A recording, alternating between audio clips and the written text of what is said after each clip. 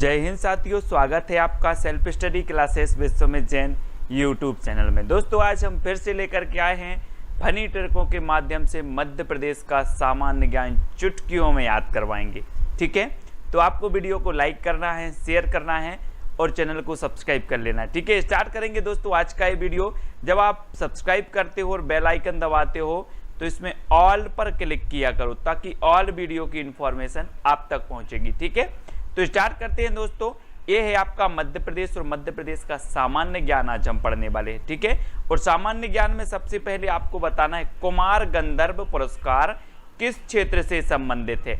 अब चार विकल्प आपको दिए हैं, चार में से आपको बताना है। मैं थोड़ी सी हिंट आपको दे रहा हूं दोस्तों। जो कुमार लोग होते हैं, कुमार मतलब कुमारे लोग होते हैं, वो सबसे ज्यादा क्या सुनते हैं? क्या सुनते हैं?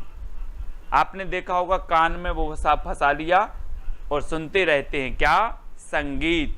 संगीत सुनते हैं कौन? कुमार लोग। तो कुमार गंधर्व जो पुरस्कार होगा वो किससे संबंधित होगा? उत्तर आपको ही बताना है। उत्तर हो जाएगा संगीत से संबंधित, यानी कि ए नंबर आपका बिल्कुल सही हो जाएगा। ठीक है, अब अगला क्वेश्चन आपको बताना है दोस्तों, पातालकोट घाटी मध्य प्रदेश के किस जिले में स्थित है? पातालकोट घाटी। जी हाँ दोस्तों, चार विकल्प हैं, 2 सेकंड में आपको उत्तर बताना होता है। और मैं आपको हिंट देता हूं दोस्तों कि हम बोलते ना कि वो तो कहां चला गया, पाताल लोक चला गया। अगर आपको छेद दिया जाए, अगर आपको छेद दिया जाए दीवार में, तो आप कहां चले जाओगे? कहां जाओगे? यहीं बने रहोगे धरती में कि पाताल लोक? पाताल लोक चले जाओगे, है ना। तो पातालकोट घाटी मध्य प्रदेश के किस जिले में होगी? किस जिले में होगी?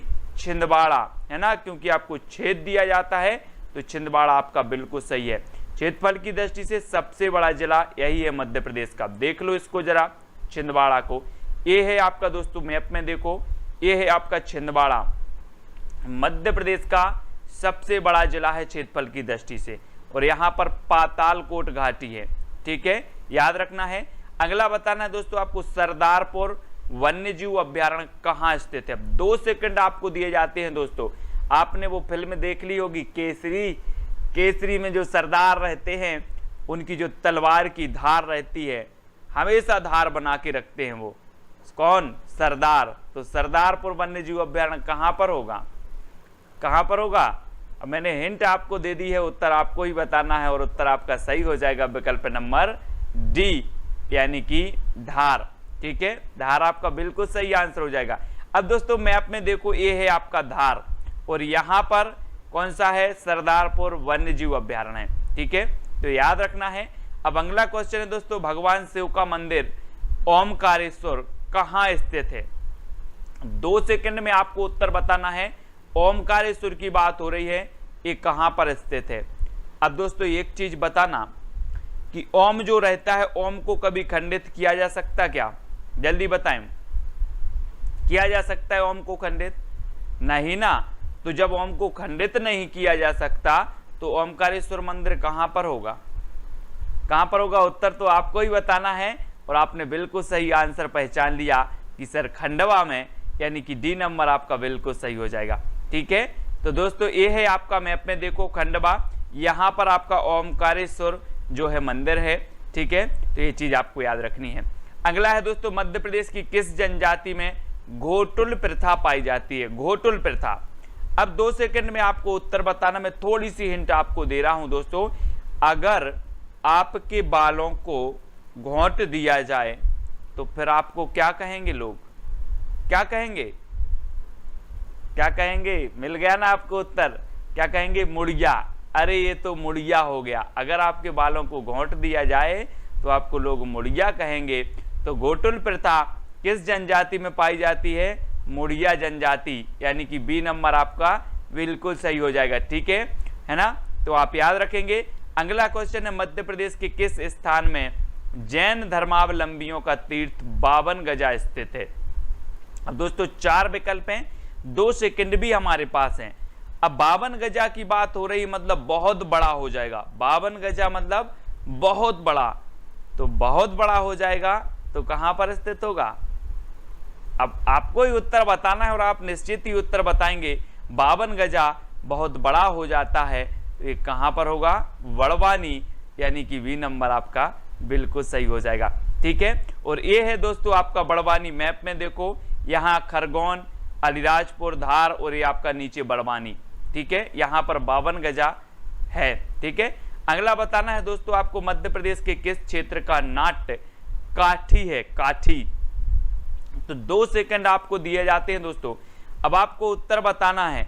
अब एक चीज आपको नहीं लग रहा काठी से कोठी, काठी से नहीं लग रहा आपका कोठी, और कोठी में क्या भरा जाता है, क्या भर लेते हो? बोले सर मेरी तो माल से कोठी भरी है, बोलते ना। तो जो काठी नाट्य होगा वो किस क्षेत्र का होगा? अब आपको ये उत्तर बताना है। तो आपने बिल्कुल सही बताया है, मालवा का, क्योंकि माल से क्या भरी है, कोठी भरी है। तो काठी जो नाट्य है वो मालवा का है। और ये देखो दोस्तों मैप में ये अलग अलग क्षेत्र बटे हैं, बघेलखंड का, पठार, बुंदेलखंड का। ये जो क्षेत्र आता है यहाँ से लेकर इतना वाला क्षेत्र, ये मालवा कहलाता है। मालवा, उज्जैन, इंदौर, ये सभी मालवा के अंतर्गत आते हैं। ठीक है, तो मालवा में, मालवा क्षेत्र का नाट्य है कोठी, ये याद रखना है। ठीक है, अब दोस्तों आपको बताना मध्य प्रदेश में स्थित खजुराहो के मंदिरों का निर्माण किस वंश के शासकों ने करवाया था? दोस्तों खजुराहो आपको पता है, खजुराहो बहुत ही प्रसिद्ध मंदिर है। लक्ष्मण मंदिर है, पार्श्वनाथ मंदिर है, कंदरिया महादेव का मंदिर है। ठीक है, अब खजुराहो के मंदिरों का निर्माण किस वंश के शासक ने करवाया होगा? अब खजुराहो से आपको ऐसा नहीं लग रहा कि खुजराहो है ना? अगर दोस्तों आप लगातार अपने बालों को खुजराहो करते रहोगे, खुजराहो करते रहोगे, तो आपकी क्या निकल आएगी? चांद निकल आएगी, क्योंकि बाल बचेंगे नहीं तो चांद निकल आएगी। तो खजुराहो के मंदिर का निर्माण कौन करवाएगा? मैंने हिंट दे दी आपको और आपको उत्तर बताया है आपने, चंदेल शासकों ने, यानी बी नंबर आपका बिल्कुल सही हो जाएगा। ठीक है, अगला क्वेश्चन देखते हैं दोस्तों, और ये है छतरपुर। यहां पर है आपके खजुराहो के मंदिर। ठीक है, खजुराहो अगर पूछा जाए किस जिले में स्थित है तो आपको बता देना है छतरपुर में। ठीक है, अगला दोस्तों मध्य प्रदेश के किस स्थान पर सोयाबीन के तेल का उत्पादन होता है? सोयाबीन के तेल का। अब दोस्तों आपको तो पता है कि सोयाबीन का उत्पादन बहुत होता है मध्य प्रदेश में, इसलिए इसे सोया स्टेट कहा जाता है। और एक चीज और बता दूं कि सोयाबीन में सबसे ज्यादा प्रोटीन पाया जाता है। ठीक है, और मध्य प्रदेश के किस स्थान पर सोयाबीन के तेल का उत्पादन होता है? तो किस क्षेत्र पर होता है? अब जहां तेल का उत्पादन होगा दोस्तों, तो वो तो क्या कहलाएगी? वो तो मंडी हो जाएगी ना। ये तो मंडी है, तेल की मंडी है ना। तो सोयाबीन का उत्पादन कहाँ होगा? मंडी द्वीप में। अभी तो तेल की मंडी है भाई, सोयाबीन का तेल का उत्पादन हो तो मंडी द्वीप, यानी कि बी नंबर सही होगा। अब दोस्तों कभी कभी पूछ लिया जाता है ये मंडी द्वीप कहाँ है, तो मंडी द्वीप देखो कहाँ पर है, ये है दोस्तों रायसेन में, है ना। तो मंडी द्वीप रायसेन में है और मंडी द्वीप में सोयाबीन के तेल का उत्पादन किया जाता है। ऐसे ऐसे बहुत सारी चीजें आपको याद हो जाएंगी। मध्य प्रदेश में ऐशबाग स्टेडियम कहाँ पर स्थित है, ये आपसे पूछा जाता है। तो आपको 2 सेकंड दिए जाते हैं दोस्तों, और आप बताना ऐश कौन करेगा? ऐश कौन करेगा? जो भिखारी होगा या राजा होगा, पाल होगा? कौन होगा? जो भू का पाल होगा। जो भू का पाल होगा वो क्या करेगा? ऐश करेगा। क्या करेगा? ऐश, यानी कि ऐशबाग स्टेडियम कहां पर होगा? भोपाल में, यानी कि बा नंबर आपका बिल्कुल सही हो जाएगा। ठीक है, अब दोस्तों मजा आ रहा हो तो ये है आपका भोपाल मैप में। ठीक है, मजा हो रहा हो तो लाइक करके अपने मित्रों तक शेयर जरूर कर देना। ठीक है, मध्य प्रदेश में उदयगिरी की गुफाएं कहाँ स्थित हैं दोस्तों? अब उदय से आपको नहीं लग रहा कि जैसे उदय हो रहा ना, तो बताना है आपको उदयगिरी की गुफाएं कहाँ है। 2 सेकंड आपको दिए जाते हैं और आपको मैं हिंट दे रहा हूं दोस्तों कि सूर्य का उदय, हम बोलते ना सूर्य का उदय किस दिशा से होता है? किस दिशा से होता है? उत्तर में दिशा जरूर आएगा। उदय की बात आ रही है तो दिशा, यानी विदिशा, दिशा, है ना। तो उदयगिरी की गुफाएं कहां पर होंगी? विदिशा में। अब आप कभी नहीं भूल सकते दोस्तों, उदय आया है तो उदय मतलब आप इतना तो समझ जाएंगे, उदय हो रहा है तो किस दिशा से हो रहा है? सूर्य का उदय पूर्व दिशा, हम बोलते हैं ना पूर्व दिशा, तो विदिशा में है उदयगिरी की गुफाएं। ठीक है, इस प्रकार से याद रखेंगे। अब दोस्तों ये विदिशा कहां पर है? तो ये है आपका विदिशा। ठीक है, ये भोपाल है, राजगढ़, अशोकनगर, गुना, सागर और बीच में विदिशा, इस प्रकार से। अब आपको बताना है दोस्तों सांची का स्तूप का किसने बनवाया था। सांची का स्तूप बताना है किसने बनवाया था। 4 विकल्प है और 2 सेकंड आपके पास है, तो जल्दी बताना है। एक बात बताएं दोस्तों कि जब अशोक ने कलिंग विजय प्राप्त की और इसके हृदय में जब सच्चाई जागी, आत्म चेतना जागी, तो इसने क्या कर लिया था, बौद्ध धर्म अपना लिया था। और तब से क्या बोलने लगा था, सांची बोलने लगा था। क्या बोलने लगा था, सांची बोलने लगा था। कौन, अशोक। तो सांची का स्तूप कौन बनवाएगा, अशोक, क्योंकि अशोक क्या करता था, सांची बोलने लगा था। ठीक है, तो यह झूठ नहीं बोलता था, सांची बोलता था। ठीक है, तो ये अशोक ने बनवाया था दोस्तों।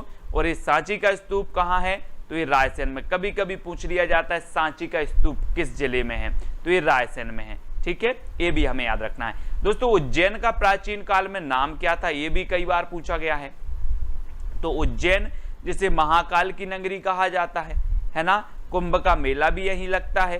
ठीक है, तो इसे कहा जाता था दोस्तों क्या, अवंतिका। क्या कहा जाता था, अवंतिका। आपको याद रखना है, मैप में देख लो, यहां पर ये है दोस्तों उज्जैन, है ना, उज्जैन जिसे अवंतिका कहा जाता था प्राचीन काल में। ठीक है, अगला आपको बताना दोस्तों गुजरी महल किसने बनवाया था। गुजरी महल किसने बनवाया था, तो जल्दी से बताएं। अब एक चीज बताना दोस्तों कि हमारे जो परिवार में रहते हैं बहुत, जो हमारे दादा परदादा वो गुजर गए, लेकिन आज भी हम उन्हें मान देते हैं, देते कि नहीं, है ना।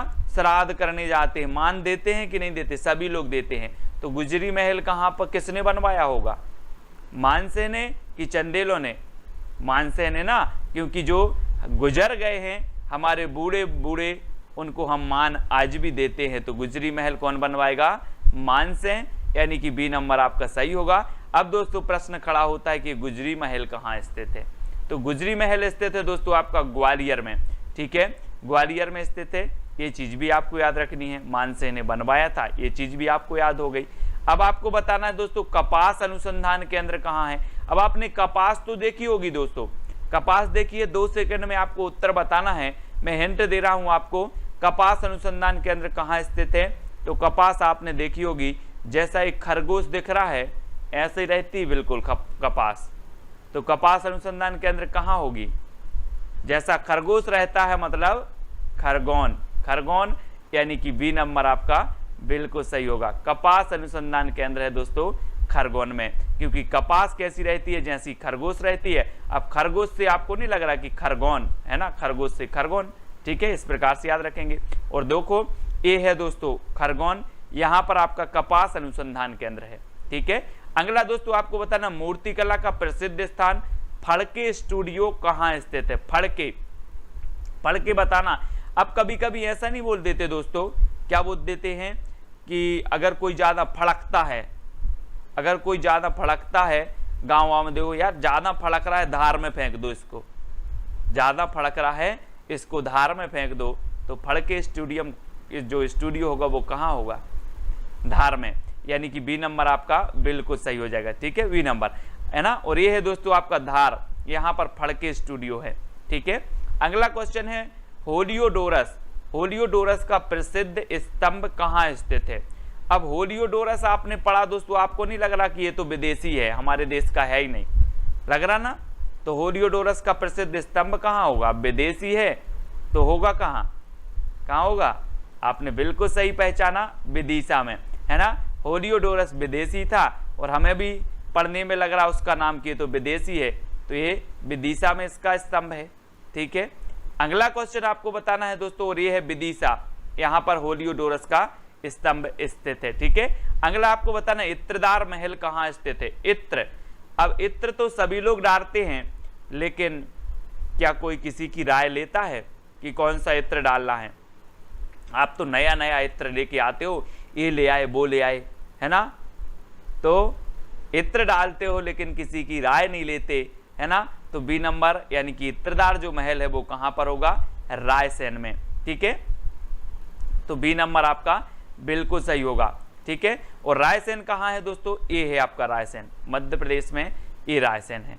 ठीक है, अब अगला क्वेश्चन आपको बताना दोस्तों, बाघ की गुफाएं कहाँ स्थित हैं। 4 विकल्प है, 2 सेकंड भी आपके पास स्थित है। दोस्तों आपने बाघ तो देखा होगा, टाइगर, जिससे भारत का राष्ट्रीय पशु है, और बाघ के दांत भी आपने देखे होंगे। अगर एक दांत मार दे तो क्या लग जाएगी? खून की धार लग जाएगी। खून की धार लग जाएगी। तो बाघ की गुफाएं कहां पर होंगी? कहां पर होंगी? तो आपने बिल्कुल सही पहचाना है दोस्तों, धार में, क्योंकि बाघ के दांत बहुत नुकीले होते हैं, अगर लग जाए तो खून की धार लग जाएगी। तो बाघ की गुफाएं धार, यानी कि बा नंबर आपका बिल्कुल सही हो जाएगा। ठीक है, अगला क्वेश्चन है, और ये धार तो आपने देख ही लिया है ना। अगला बताना, सिक्योरिटी पेपर मिल कहाँ स्थित है दोस्तों। अब सिक्योरिटी पेपर मिल बताना है, 2 सेकंड आपको दिए जाते हैं। अब आपको ऐसा नहीं लग रहा दोस्तों, आपने सिक्योरिटी देखी यार, सिक्योरिटी लगी है, सिक्योरिटी लगी है, मतलब सिक्योरिटी संग में रहती है कि दूर लगी रहती है? आप देखते होंगे मोदी जी बोले सिक्योरिटी है मोदी जी के पास, तो पास में रहती सिक्योरिटी के दूर लगी रहती दूसरे प्रदेश में? पास रहती ना, संग में रहती है ना। तो सिक्योरिटी पेपर मिल कहाँ होगा? संग में रहती है तो होशंगाबाद, होशंगाबाद संग में रहती है, संग, तो होशंगाबाद में सिक्योरिटी पेपर मिल।